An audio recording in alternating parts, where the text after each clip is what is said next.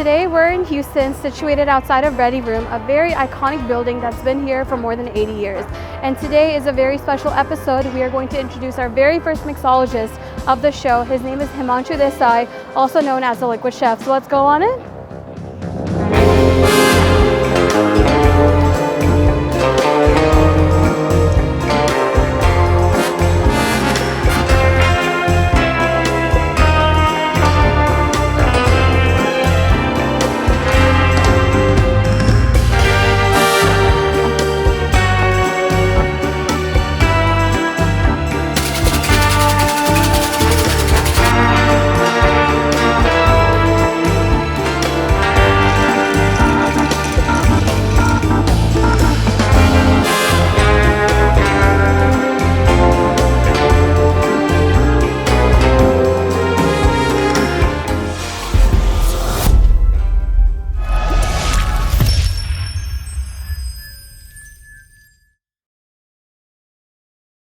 Hello everyone, welcome to this episode. I'm so excited to introduce Himanshu Desai, also known as the Liquid Chef, and I'm sitting down at the bar where he's a general manager for here in Houston. So here we are at Ready Room. Hi Himanshu, how are you? Hello, I'm really good, thank you. Thank you for having me. Yeah, thank you for being here. I'm so excited to finally speak with you. I know we've known of each other for quite some time, but we never got a chance to really get together and have a conversation, so I'm glad we're meeting this way. I'm glad and I'm excited to be learning more about your journey and sharing it with the rest of the world.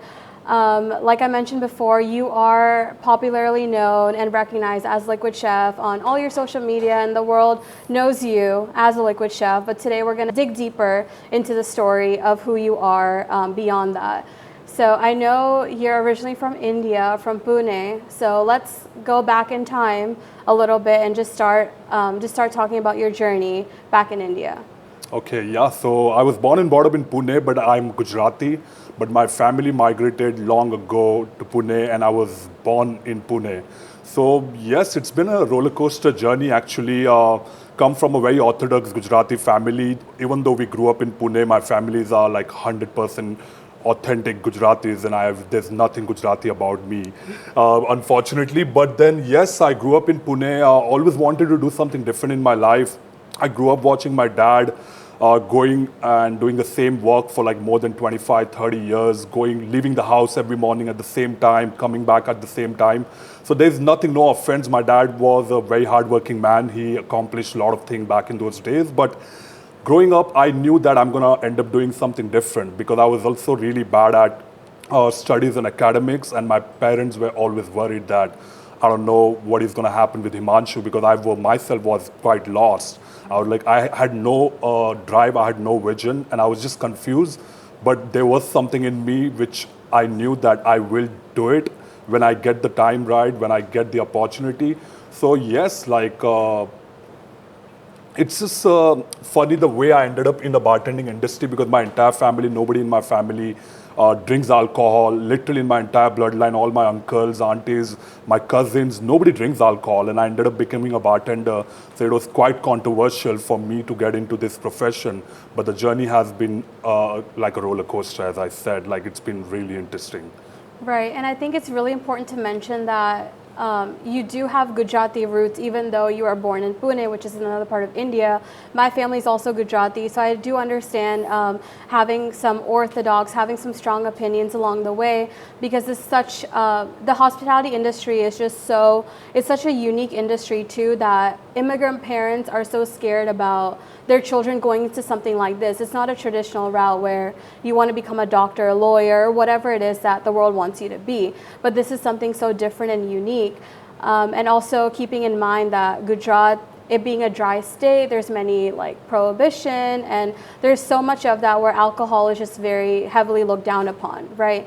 And so it's so important to touch base on that. But I'm glad that, you know, despite all of that, you know, you are where you are right now, and it must took a lot to achieve that. So you started off in Pune. You went to school in college in Pune as well, correct? Yes, right. I finished my degree graduation from Pune. Right, and then after that, you furthered your career in Mumbai? Yes, so like as you mentioned that I come from an Orthodox Gujarati family, it's very difficult to, back in those days, to make them understand why I want to do or why I want to get into hospitality industry, because they were not wrong actually, they were just different. And my dad's first reaction when I told him like I want to do a hotel management, he said that, oh, so you're going to become a waiter. So like the kind of mentality my parents had back in those days, now they are extremely proud of where I am, and they support me all the time. But then yes, so I kind of did a graduation again, not happy with my parents not letting me do the hotel management, was not quite happy with my life in general. And then I started, because in India they take education very seriously. Like it's literally while you are in a high school, your parents are already asking you like you want to get into engineering, you want to get into this, like it's all like the Planning education. out your whole life, basically. Yes, yeah. and then like I was like, nobody's asking me what I want to do. So like when I told them I want to do hotel management, they literally did not know anything much about it. So my dad said, you want to become a waiter? I was like, no, I want to become a bartender. And he said, what the hell is that? Like bartender, because that I'm talking about back in 2006 or 7. And that bartending term itself was not so familiar or Not not respected at all. Yes. So then I just started working in a call center randomly, was making a good amount of money back in those days, like every day pick and drop from the company, having a Saturday, Sunday off. And I was quite young. So I was like, I'm happy where I am right now. Let's just like screw bartending. I'm just like gonna roll with this. But then every time we used to go to the bar and drink or grab a drink, my friend always used to see me cribbing about it. They were like, oh, if my dad would have given me an opportunity, I would have become one of them. So like they kind of grew up hearing all these things. And then one day my friend just randomly called me. He's my closest friend, my childhood friend actually. His name is Darshan. And he said, what are you doing? I remember it was around like 1:30 or 2 a.m. at midnight. Like, and I'm like, I'm in my bed. What else am I supposed to do right now? And he said that, can you come down? I'm under your building. And I'm like, why? Like, and he just said, come down. So he just asked me to sit behind his bike, and he took me somewhere, and it all was very weird for me. I was like, what's going to happen? I don't know. So like while we were talking, and he said that, now, how much money you require to do your bartending course? Because it was too late for me to do a hotel management, because it kind of takes 4 years of your life, and I was already a graduate. So I said like, why are you asking me all this question? Because I was 21, 22, so he was like 19 years old. So like he asked me, and he literally said that how much money you require, and he had a checkbook in his pocket. And it was quite dramatic, as I mentioned. And he just said, how much money you require to do your bartending course? And I said, like, you cannot be serious. So life changed after that. Like, he asked me to fill up the amount. I filled up that amount. And then next day, like, literally called one of the best bartending institute in Goa. And I did inquiries and all this stuff. And then within 1 week, I was in Goa with my bags packed, and my parents freaked out. Like, where are you going? So this is how dramatic it was. Wow. But then I needed that push. I needed a person like him who would come and tell me that it's never too late to rewrite your life journey. And then I went to Goa, I learned. It doesn't teach you much, but I needed a certificate at least to get considered as a bartender. And it changed, my life changed after that, and there was no looking back. Like, I never took it lightly. I knew that this is the opportunity I always wanted, and when I got it, I respected that, and I had a lot of sleepless nights reading about a lot of things and all. So yes, I'm extremely happy where I am right now, and huge credit goes to my friend. Right. It's so incredible that one thing that you have never even thought about, it can definitely like pivot your life to a certain direction. And he was the person that you needed along the way, right? And so it's so nice. It's such a blessing to have that. And I'm sure that he's someone that you think about all the time, because if it wasn't for that, you may not be here exactly in this place right Absolutely. now. So it's really cool to see that. And you start off that way practically, with nothing, with no knowledge, and then you also moved on. And I know your story too a little bit. You became the first Indian to represent on a globally recognized like platform and competition, which is so cool as well. So how was the time you were in Goa, and then after that you got recruited for this amazing Remy Martin competition? So how was the journey getting to that point? Yeah, it was, as I said, quite dramatic. So Remy Martin happened like after I finished like good like 8 to 9 years in the industry. But then I came back to Pune, my own city, after doing that course, and I only wanted to work in a five-star hotels because I knew that I did not get an opportunity to do a proper hotel management. And I know the fact that when you work for the brands like Marriott's, Fairmont's, and Ritz-Carlton, they teach you a lot in terms of service. So I wanted to work only in five-star to start with, but then my resume never got considered because literally no hotel management, just a bartending diploma, no hotel or restaurant or bar experience. So I struggled a lot to even get an interview at Marriott, and I did not give up. Like I just kept on applying, and I kept getting the replies that at this time they are not going to consider my resume and all this thing, but I never gave up. So one day I met a common friend who used to work at Marriott. So he kind of connected me with the beverage director of Marriott Hotel, and life changed after that. His name is Sushant Rege. He gave me an opportunity to work at India's top nightclub and a cocktail lounge, which was a rooftop cocktail lounge. And I got an opportunity to work there. And as I said, the money and everything was absolutely nothing. My parents were again not happy at all. Right. I used to have like doing a 12-hour shift back in those days was normal. If you work for 12 hours, that means you did not do anything special. It's kind of normal. So we used to do like 15 hours, 16 hours of shifts. And then I used to go home at 5 a.m. in the morning. And first thing I used to hear my dad getting pissed at me. And I'm like, Dad, I can't handle this right now. Like, can I just go and sleep in my room? So we had a very, very tough journey. We had a lot of disagreements, but then I knew that I had to take a move from there. And then I was fortunate enough to get through an offer in Dubai, actually. So Dubai changed my life because, again, like when I was applying in Dubai, I may have applied in more than like 70, 80 places online for like in series of like 6 months. Right. So again, not getting a positive reply from anywhere, but then finally got a reply from the Fairmont Hotel on the Palm Jumeirah. Life changed. I went to Dubai. Dubai was till date the most amazing city I've ever lived in. I'm also biased towards Dubai because when I left India, Dubai was the first international city outside India I've ever traveled to, and that was too by myself. And so this is 8-9 years after working in that nightclub? No, I worked in a JW Marriott for around 2 years. Okay. Yes. Okay, so how old were you when you moved to Dubai? 23, I believe, or 24. Okay. Yes. So then I moved to Dubai, and Dubai taught me how to dream big, right? It's like everybody knows that Dubai is the fanciest cities to live in. All the luxuries and everything right in front of you it's tempting, right? Like in order to achieve them, you have to work smart, not hard. But in order to become a smart, you need to work really hard. So I knew that I have to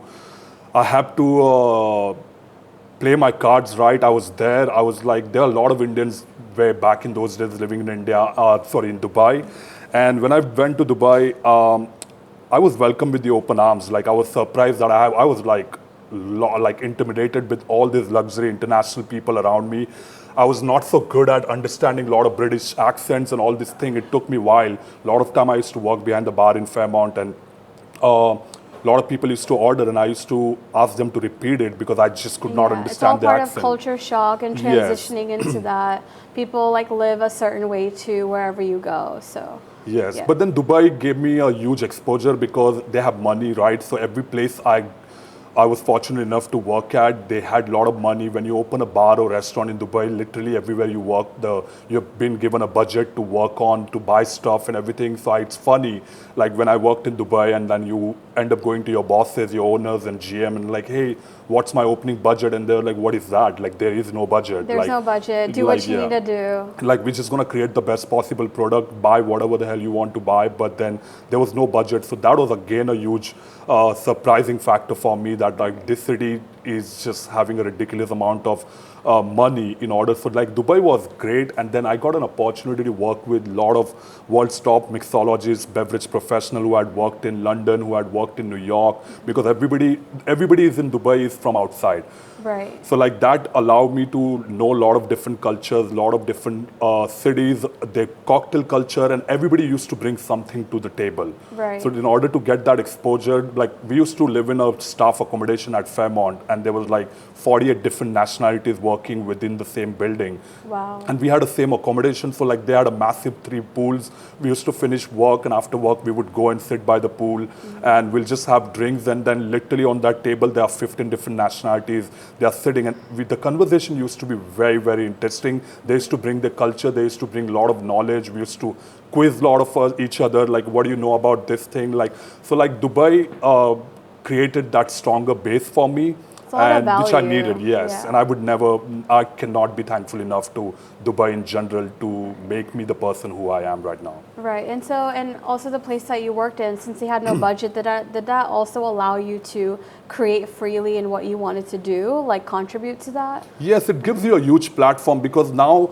all these equipments which we ended up buying back in those days and everything, I mean, I was just seeing all this thing in YouTube channels on Google, and I would always wonder, like, oh wow, like, how would it feel to work in a bar like this? How would it feel if I had this equipment to work with all these gold-plated bar kits and everything? Again, like, I don't mean that in order to create a great cocktail or product, you need those fancy things. Right. But if you have access to those things, job becomes much more fun. It's funky, it's fun, it's luxurious, and why not? Like, it's like, again, as I said, like, you can absolutely have the most basic bar tools, and if you're skilled enough, you can come up with an incredible product. But I would always cherish all the luxury I got in Dubai. Right, and how long were you there for? I was there for like good 5 years, I would say, 5 years. Okay. And then after that, did you go back to India, or did you go to, you were competing also, so. Yes. So, I mean, I went there as a bartender, and then I was fortunate enough to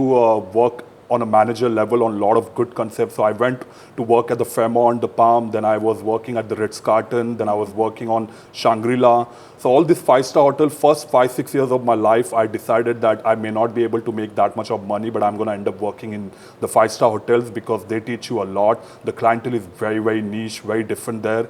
So I came back to India as a beverage director. I was a corporate beverage director in one of the companies in Dubai. Wow. I was managing more than 3 bars. So I was like, it's time for me to go back to India and give it back to the industry, what all I've learned in Dubai. Right. And obviously, India welcomed me with the open arms, like the respect I got because I had 5 years of experience managing in Dubai, those bars, those kind of bars. And then all the recognition, I wouldn't lie that I did not see that coming my way, a lot of newspaper articles and all.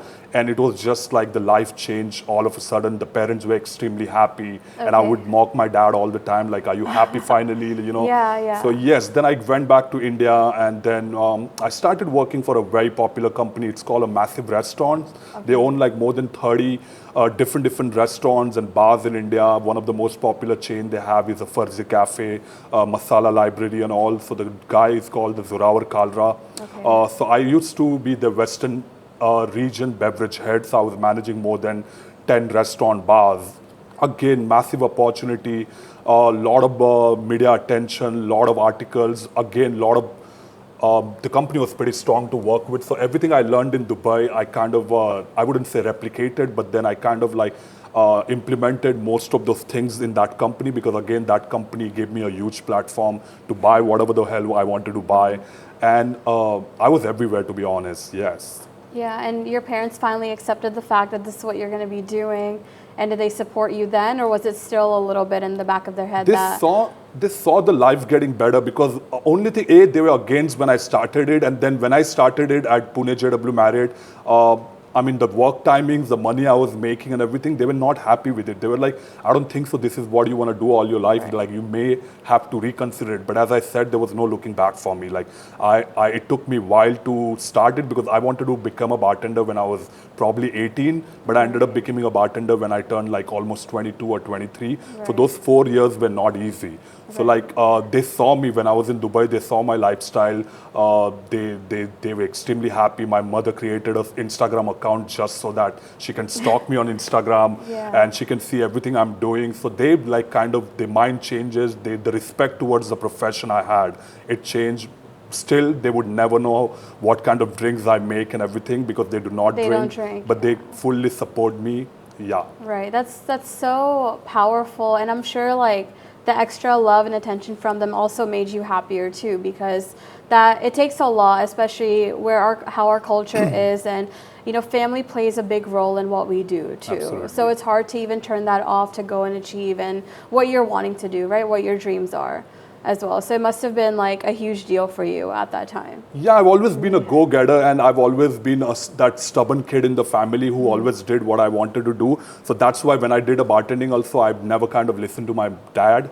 But them being there with you, them supporting you is always gonna make you feel good about yourself. Absolutely. And then I was quite happy in Mumbai because I always wanted to live in Mumbai because I was born and brought up in Pune. So we would just go to Mumbai every now and then. But then when I lived in Mumbai, there's a reason why they call it a city of dreams. Like you go to Mumbai with the bigger dream, vision, and Mumbai will give it back to you. Yeah. So then obviously I was doing the best what I could do that time, and then one day I got a call from a Remy Martin cognac company, and the guy just talked to me. He said, "Am I talking to Himanshu?" I was like, "Yes, Himanshu speaking." And he said that your profile has been shortlisted amongst top 10 Indian beverage professional.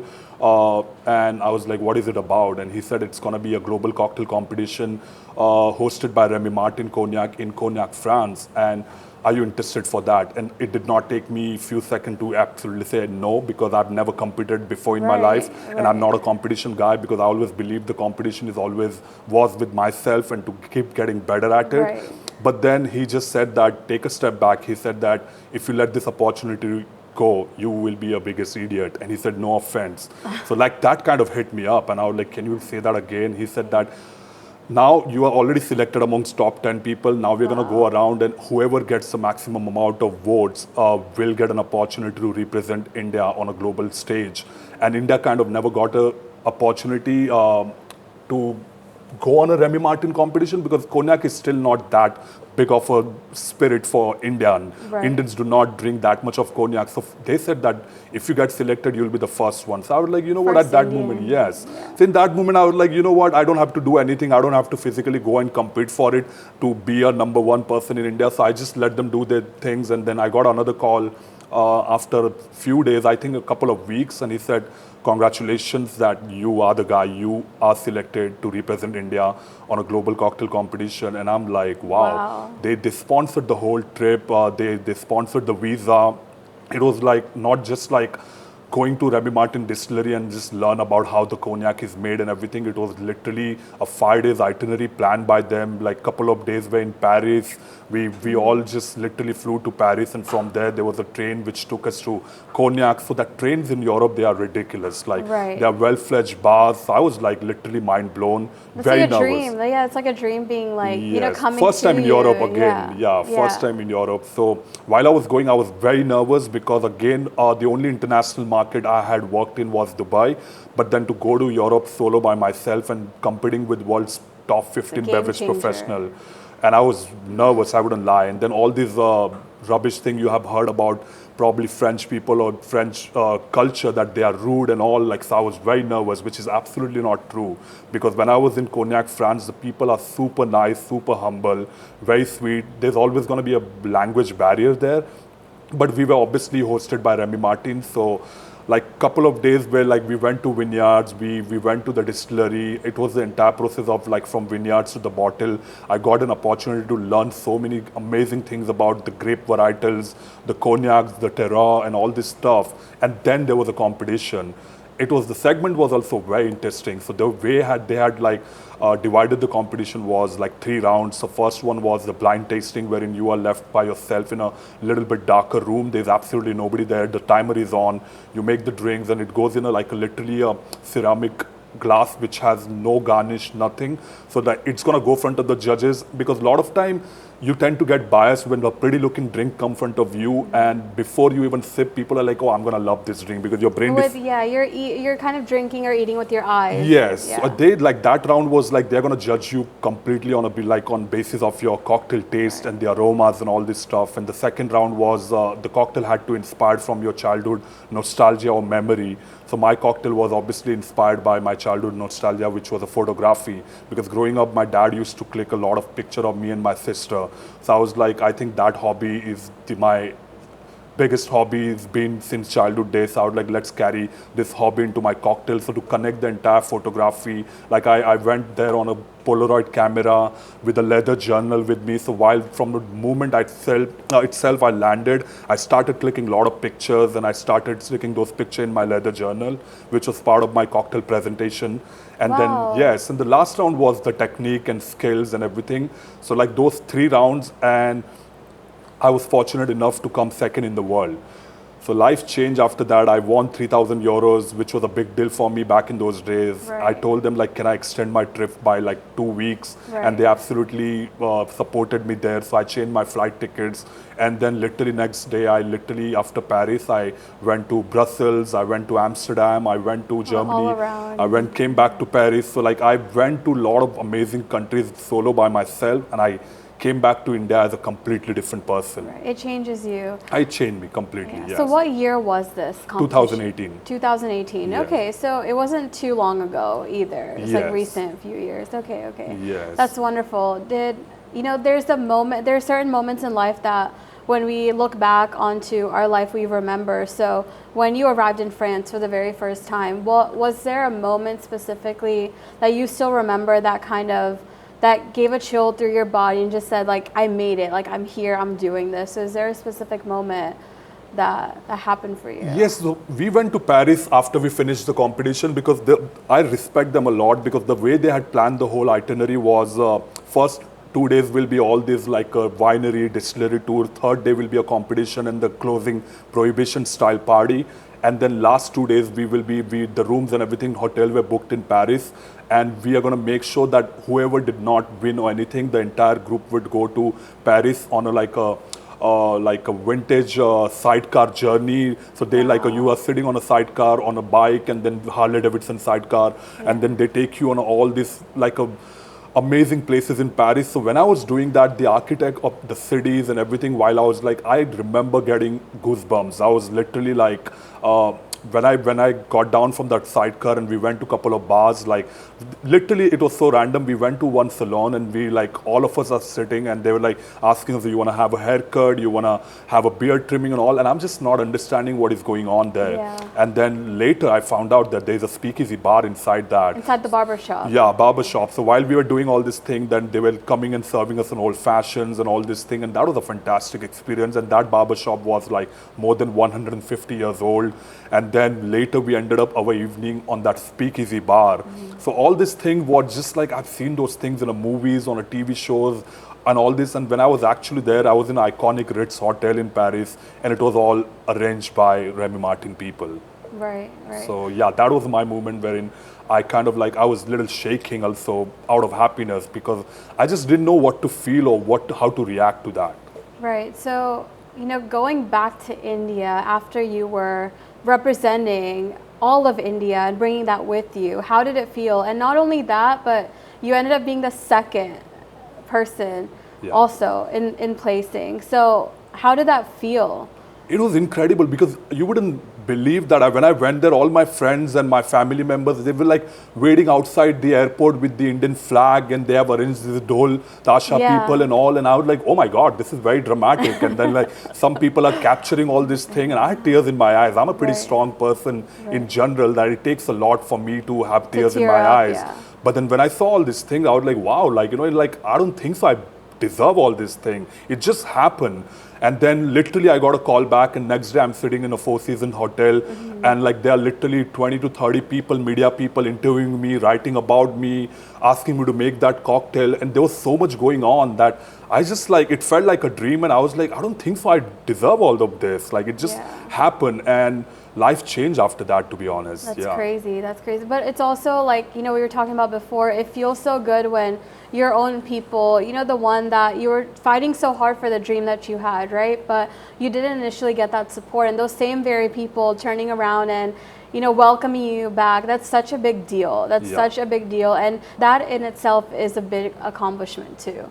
So I'm sure that that must have been something that you'll always remember and take with you moving forward. Absolutely. I just can't get over it. Like I still keep posting every now and then throwback picture from my Remy Martin journey because like some people, like my friend, make fun of me, like get over it. Like I just can't. Yeah. It's so like it's so wild that you dream about something, but then something even more grand happens, and then that becomes part of who you are. It's so nice. And it's amazing that I'm still in contact with the whole global team from Cognac, France. They literally told me back in those days, like, we will make sure that you will never run out of Remy Martin cognac in your own house, no matter what part of the world you're living in. Wow. So like right now also I'm extremely close with the person who is a Houston head for Remy Martin.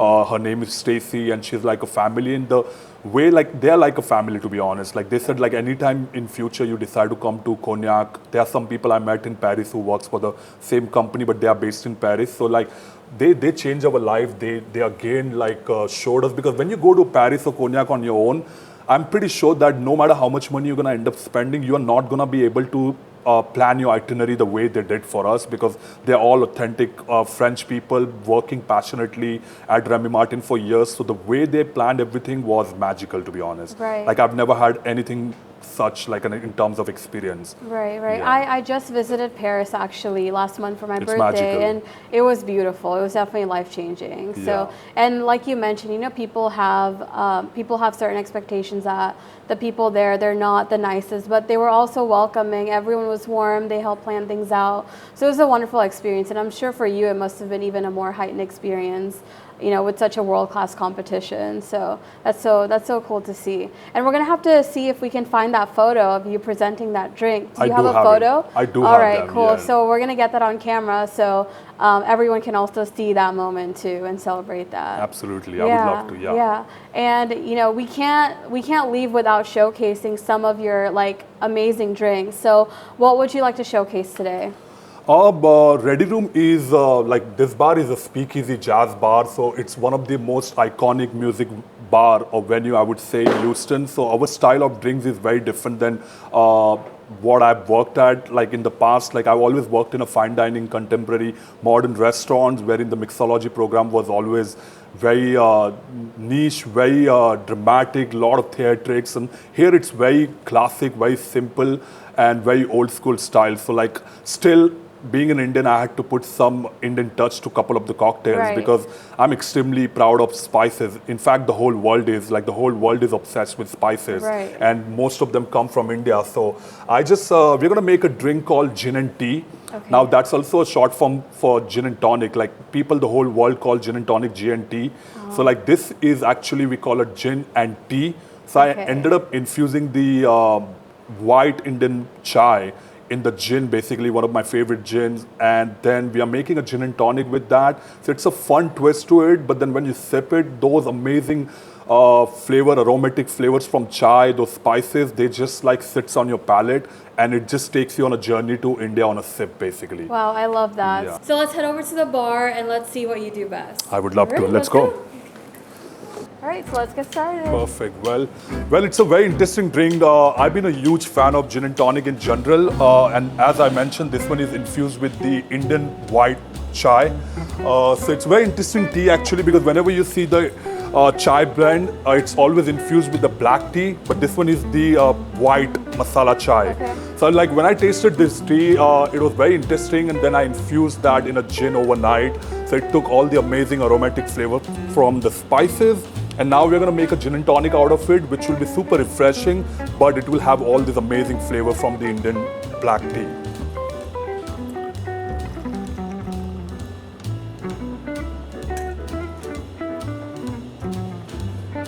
I'm also going to add the Italian liqueur called Italicus. It's a bergamot liqueur, so it's going to add a lot of amazing citrusy notes to it. Okay. It's kind of like a splash of lemon juice.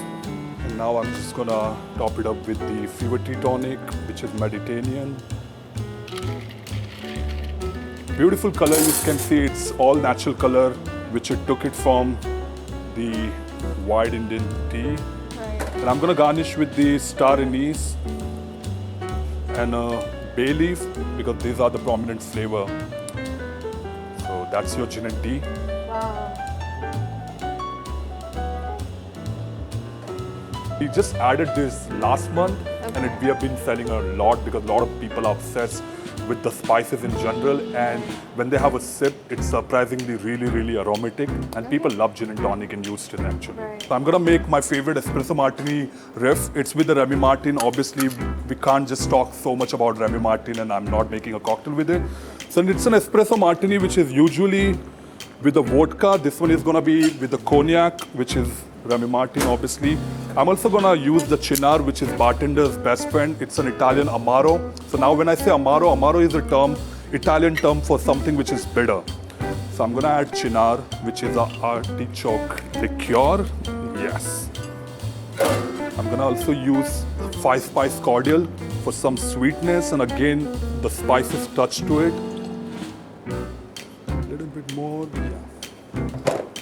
And the most important ingredient whenever you try to make espresso martini is fresh shot of espresso. Okay. A lot of people make it with cold brew and whatnot, but it's never going to give you the kind of foam you want. Right. So now, my favorite part, which is shaking.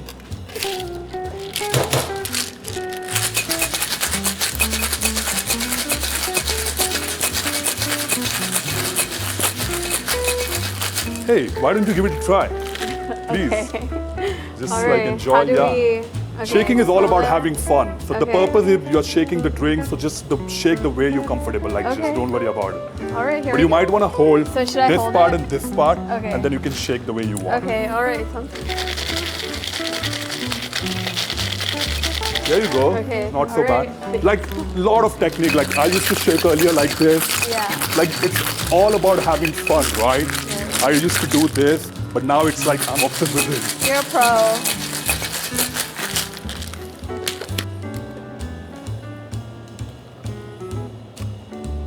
Wow, it looks so rich.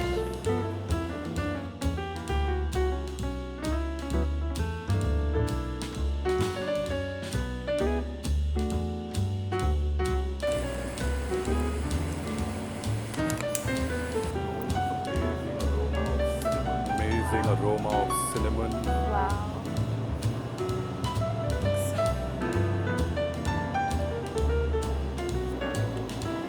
I can smell the cinnamon.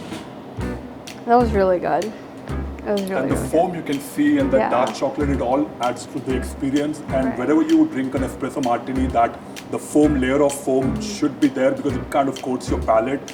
It gives you that silky and creamy texture when you have a sip in terms of like drinking experience because of the body and overall texture. good. Right. No, it's very rich, very foamy, and it's definitely a feast for the eyes as well. So I definitely love this experience.